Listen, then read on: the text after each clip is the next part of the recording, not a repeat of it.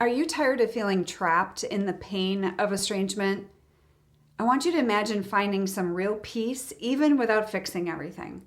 And today's video, I want to show you how to reclaim your calm, how to focus on what's in your control, and really to start truly healing. And so I want to help you find some peace right where you're at. So today I have 5 tips for you on this topic. Let's dive in.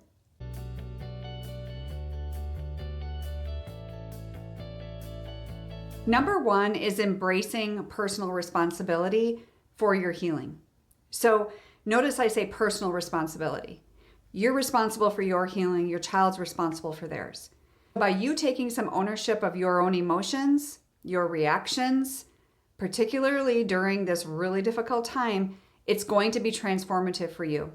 It may sound overly simplistic, but think about it. Emotions and reactions are 2 of the biggest things that we do that tend to get us in trouble sometimes, right? In conversations. So if we can move from a victim mindset to an empowered mindset, that will allow you to regain control of the healing journey. And so I just want to help you recognize that you do have the power to influence your own peace and your own perspective. One insight on that you could jot down if you're interested is I want you to track your triggers, because they're going to provide clarity on your emotional responses, right, day to day. And then it will help you take some actionable steps towards growth in whatever area that is for you. Number 2 is breaking free from the cycle of victimhood. We talked about that briefly, but I want you to think about this. When you remain in a victim mentality, that will stall your progress. What it's going to do is create cycles of frustration and helplessness. It's a vicious cycle. But when we can recognize that we're stuck, that is the first step in moving forward. And then from there, we can implement these small, manageable actions to rebuild your confidence, your resilience, right? And change some of those emotional responses. You know, some things like journaling can really help you in that. Maybe some self-reflection, anything like that helps you. But that is one of those things that when you can shift your focus onto how you're responding, then we can focus on those goals. And so that is really powerful. Number 3 is empowerment. We can empower ourselves through change and proactive steps, because empowerment is going to begin with you.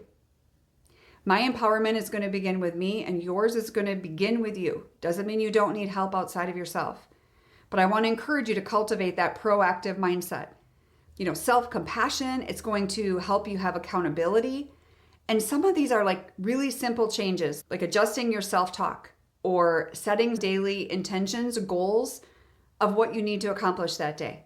These things can just boost your emotional well-being and foster a sense of self that's healthier than what you're doing today. So if you're that mom ready to make actionable steps and dive in deep, and you're ready to take that next step in taking care of yourself during this hard time, if you're looking for a lifeline and you're committed to finding peace and support, I want to chat with you. There is a link below for a discovery call, a 30-minute consultation. It is not a coaching call. So I want to hear from you when you're ready. If you're not ready right now, that is totally okay. I honor that for you, and you need to honor that for yourself. But don't hold out too long. So whether it's with me or someone else, you need to find support. I want to be able to help you embrace that personal growth, but I can't help you until you're ready. When you are, you can click the link below. Number 4 is grieving.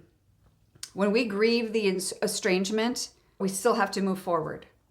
That's hard. But grieving is a natural and necessary part of this estrangement. You're human. If you're grieving, it means you're human. You're alive. But when we stay in the grief too long, that can hinder your growth. So while we want to honor the feelings, we have to keep an eye on the healing, because that will give us that balanced path forward.